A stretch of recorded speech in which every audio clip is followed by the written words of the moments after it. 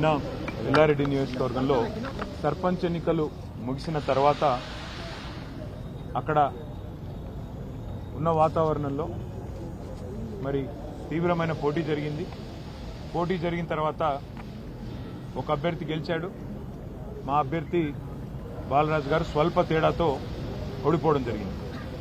కానీ ఇవాళ ఎంత కిరాతకంగా కాంగ్రెస్ ప్రభుత్వం పనిచేస్తున్నది అంటే గెలిచిన తర్వాత మరి అతి క్రూరంగా ఈ రకంగా ట్రాక్టర్ను తీసుకొచ్చి డైరెక్ట్గా ఇంటి అరుగు మీద కూర్చున్న అక్కడ లేడీస్ కానీ అట్లాగే అక్కడే ఉన్న మిగతా వాళ్ళు పిల్లల మీదికి ట్రాక్టర్ ఎక్కిస్తే ఈ రకంగా నలుగురు దాదాపుగా గాయపడి తీవ్రమైన గాయాలు తగిలి ఇవాళ అత్యంత సీరియస్ కండిషన్లో ఇక్కడ హాస్పిటల్లో చేరి ఉన్నారు.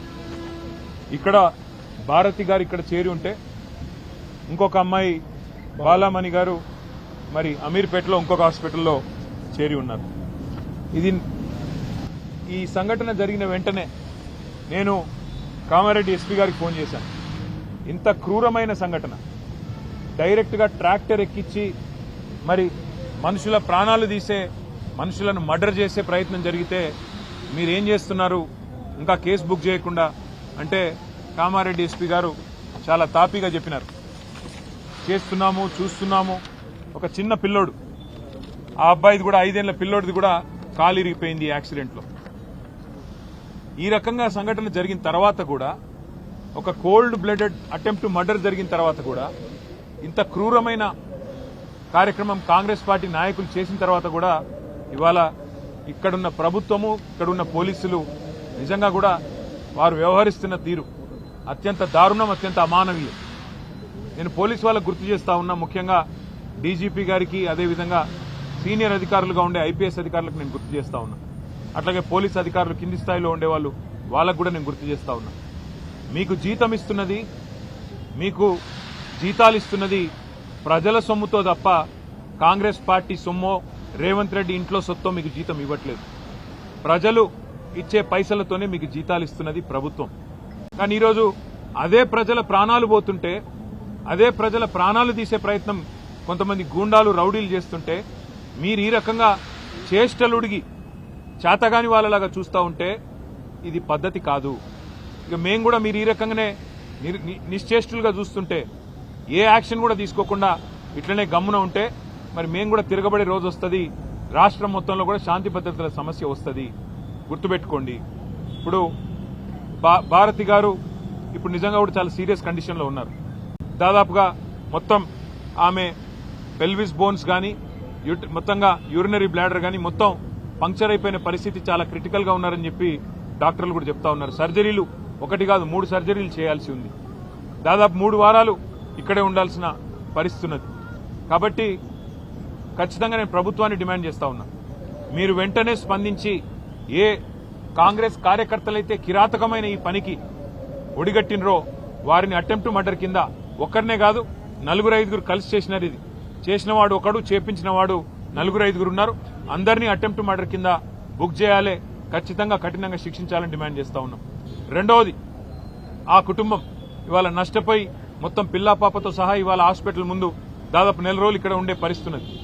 మొత్తం వైద్యానికి సంబంధించి మరి పార్టీ పరంగా మేము చూసుకుంటాము, కానీ ప్రభుత్వం కూడా ఆ కుటుంబానికి ఖచ్చితంగా సహాయం చేయాలి, నష్టపరిహారం ఇవ్వాలని చెప్పి కూడా మేము డిమాండ్ చేస్తా ఉన్నాం. దాంతో పాటు నేను ఇంకొక మాట కూడా ఈ రాష్ట్ర ప్రభుత్వానికి, ముఖ్యంగా రాష్ట్రంలో ఉండే పోలీస్ యంత్రాంగానికి చెప్తా ఉన్నా, మళ్లీ చెప్తా ఉన్నా, మేము 2 ఏళ్లైంది ఈ ప్రభుత్వం వచ్చి.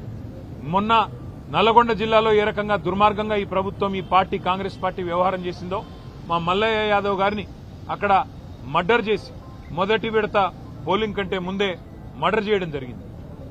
నల్లగొండ నియోజకవర్గంలో ఒక సోదరుడు, ఒక బీసీ సోదరుడు, ఆయన కూడా నామినేషన్ వేస్తే నామినేషన్ వేయొద్దని బెదిరించి కొట్టి ఆఖరికి కిడ్నాప్ చేసి ఆయనకు మూత్రం దాగిచ్చారు.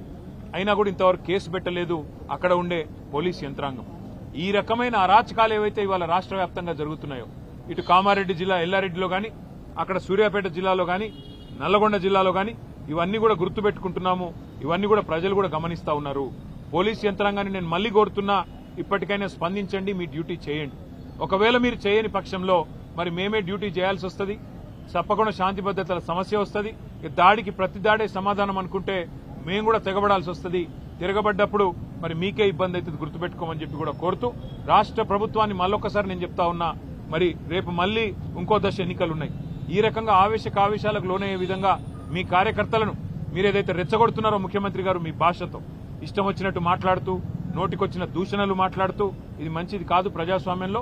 ఇకనైనా సవరించుకోండి, లేకపోతే జరగబోయే పరిణామాలకు మీరే బాధ్యత వహించాల్సి ఉంటుందని చెబుతూ, భారతి గారి కుటుంబానికి అదేవిధంగా గాయపడ్డ మిగతా కుటుంబాలకు కూడా వైద్య ఖర్చులు మొత్తం పార్టీ నుండే మేమే భరిస్తాము. తప్పకుండా ప్రతి కార్యకర్తకు కూడా పార్టీ అండగా ఉంటుందని చెప్పి కూడా మరొక మాట చెబుతూ అట్లాగే మా నాయకులు కార్యకర్తలకు కూడా నా విజ్ఞప్తి, నా ప్రార్థన, దయచేసి మీరు సంయమనం పాటించండి.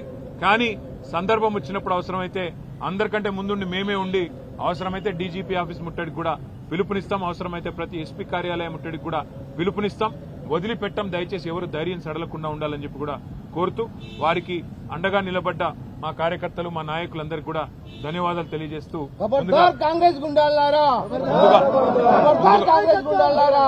ముందుగా వారి ప్రాణాలు కాపాడుకోవడం మీద దృష్టి పెట్టుకుందాం.